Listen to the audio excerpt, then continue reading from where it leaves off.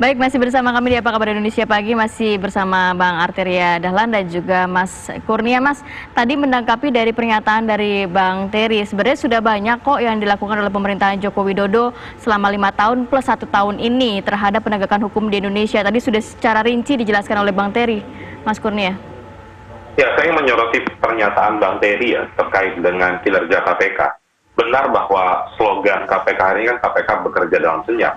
Iya benar senyap karena praktis tidak melakukan apa-apa menurut kami ya. Waduh. Jadi slogan itu benar sekali begitu. Kenapa kami sampaikan hal seperti itu? Karena saya ingin menyoroti dari konsep penindakan KPK ini karena berkelindan dengan Pak Jokowi, karena Pak Jokowi salah satu pihak yang merestui Komjen Firly Bahuri menjadi ketua KPK, dan Pak Jokowi juga merestui revisi Undang-Undang KPK yang menghasilkan KPK seperti saat ini. Dari jumlah penindakan misalnya, bisa bayangkan bahwa sejak Januari sampai bulan Juni hari ini, baru 2 tangkap tangan yang dilakukan oleh KPK di bawah komando Firly Bahuri. Dan data kami jauh berbeda dengan KPK sebelumnya, yang mana di tahun 2018, 6 bulan pertama ada 13 tangkap tangan, di 2019 ada 6 tangkap tangan. Diperparah lagi, 2 tangkap tangan yang dilakukan KPK saat ini pun masih menjadi persoalan.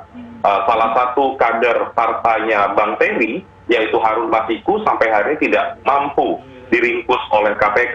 Dan ini sudah bulan ke-6 saya rasa, tidak ada progres sama sekali terkait dengan problematika penanganan perkara tersebut.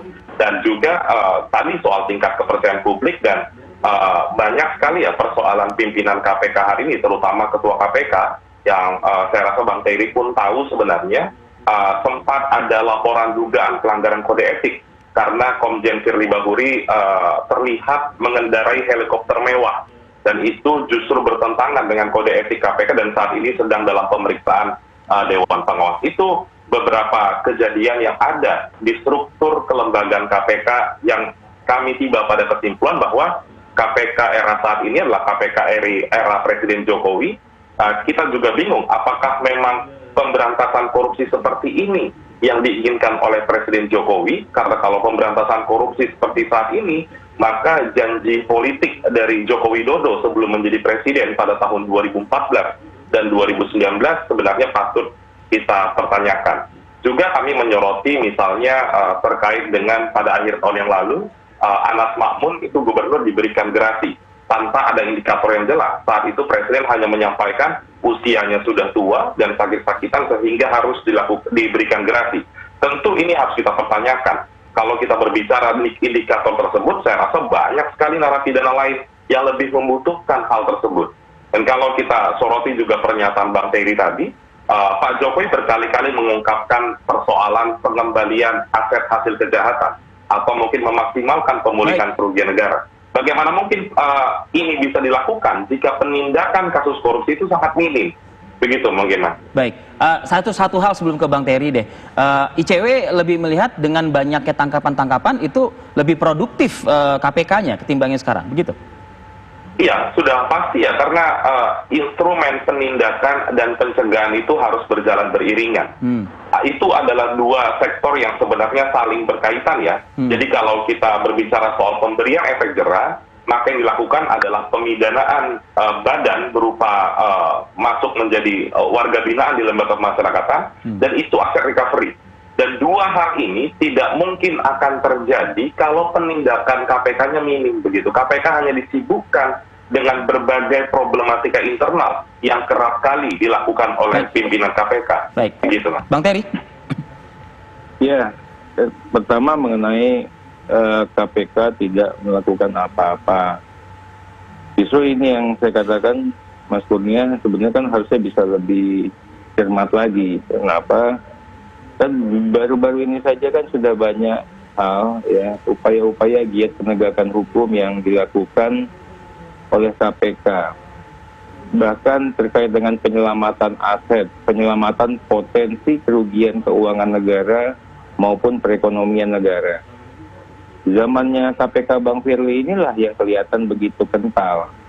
Saya masih mengasih contoh bagaimana kalau KPK yang seperti dahulu hadir pada saat situasi pandemi COVID saat ini, bubar negaranya, gaduh, Kemudian juga tidak ada lagi PPK pelaksana proyek yang mau melakukan kerja-kerja yang berbasis dengan diskresi. Karena apa? Semuanya berpotensi untuk dikatakan kamu korupsi dan kamu wajib kita tahan. Penjaranya penuh.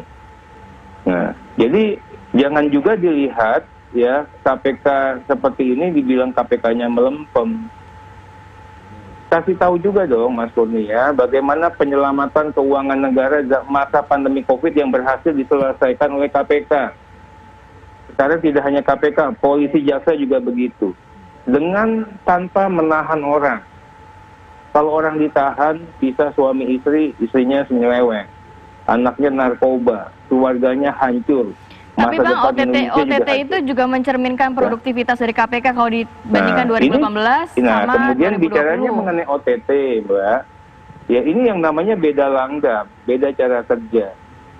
Kalau OTT dikatakan suatu success story atau parameter keberhasilan, ya ini namanya salah besar. Ya, salah besar. KPK itu bukan menangkap korupsi-korupsi berskala kecil, yang sistematis, yang terstruktur, yang masif. Banyak OTT yang dilakukan oleh KPK zaman dulu itu aksi-aksi teatrikal, festivalisasi penegakan hukum tidak substantif. Jadi Ya. Mas Kurnia, ya coba. Kemudian sebentar Mbak, ini masalah Harun Masiku. Masalah Harun Masiku apa salahnya KPK? Semua kan terlibat, ya silahkan cari aja termasuk juga ICW. Kalau bisa cari. Masalah Bang Firly tadi ada namanya helikopter atau apa. Kan kami nggak bisa intervensi juga. Kita punya berdasarkan Undang-Undang KPK pasca revisi, dilakukanlah yang namanya Dewan Pengawas. Silakan Dewan Pengawas bekerja sehebat-hebatnya, sekuat-kuatnya. Kita juga tidak akan intervensi. Kemudian bicara kalau penindakannya kurang, aset recovery-nya kurang. Inilah yang kekeliruan sebenarnya. Orang itu, ya kalau pencegahannya bagus, kita tidak hanya menjadi tukang sapu yang baik. Selama ini kan kita jadi tukang sapu yang baik. Tapi kenapa di hulunya nggak diselesaikan? Nah sekarang ini kita mencoba menyelesaikan di hulunya. Sebelum kejadian tegur. Makanya dikatakan di sini, kok diem-diem atau hening? Karena yang dilakukan ini begitu ada potensi penyimpangan, KPK datang. Ini akan ada menyimpang kartu prakerja, tolong benahi dulu sistemnya. Berapa yang diselamatkan sama KPK? 5,6 triliun. Jadi kalau dikatakan KPK nggak kerja, atau kerugian negaranya nggak ini, ngelihatnya dari situ dong. Oke. Sebelum kejadian sudah dicegah. Negaranya tidak gaduh, orang bisa berubah. Baik. Namanya manusia bisa menyimpang, iya. Tapi kalau kamu menyimpang lagi baru kami tangkap. Tidak langsung begitu orang ada salah, dicari salahnya, itu ditangkap. Baik. Kemudian berikutnya, bagaimana yang dihajar sekarang ini korupsi skala besar, yang masif. Grand corruption dikatakan oleh KPK seperti itu. Yang ini yang kemarin nggak pernah kelihatan. Yang kecil bagaimana? Tetap ditindak. Ditindaknya bagaimana? Kalau pegawai negeri, kita koordinasi dengan APIP dan inspektorat. Jangan salah loh, orang begitu ditegur atasannya tobat. Baik. Nggak perlu orang di penjara. Yang agak skala besar, tapi di luar kewenangan KPK, dilimpahkan ke Polri, dilimpahkan ke Kejaksaan. Ini yang nggak pernah ada sebelumnya. Sebelumnya Oke. semuanya pengen ditangani Sinergi sendiri. ya berarti ya Bang Terry ya. Nah kita katakan itulah kewenangan KPK, 6 kewenangan KPK dengan kepemimpinan Bang Firly ini sudah coba diterapkan secara paripurna. Baik, Bang Terry. Gaya mainnya beda, tapi bukan berarti kerja-kerjanya nggak ada. Gaya main yang berbeda ini yang kemudian mungkin dari hasil survei tadi Mas Kurnia juga mengatakan agak menurun nih Bang Terry ya. Tapi ya nggak apa-apa, kan masih ada berapa 4 tahun lagi ya 4 masa tahun lagi. kepemimpinan Pak Jokowi mungkin bisa digenjot lagi nanti sama begitu. korupsi. Oke. Kita pengen perbaiki negara ini dan bebas dari korupsi. Arteria Tapi Dahlan. caranya juga saling menghargai. Terima kasih atas waktu Anda pagi ini Mas Kurnia Ramadhani, juga terima kasih peneliti ICW dan juga politisi PDI Perjuangan di Tulungagung Jawa Timur. Terima kasih. Terima kasih. Assalamualaikum warahmatullahi wabarakatuh. Assalamualaikum.